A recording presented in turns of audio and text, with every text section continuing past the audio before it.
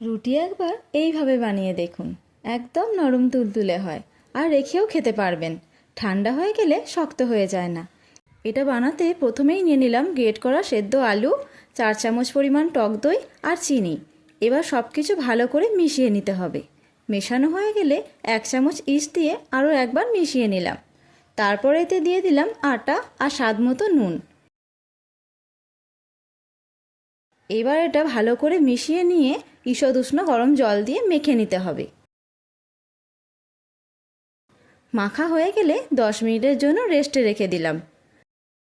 10 minute পর ডোয়ের উপর অল্প আটা ছড়িয়ে লেচি কেটে নিতে হবে। এবার রুটিগুলো বেলে নিলাম।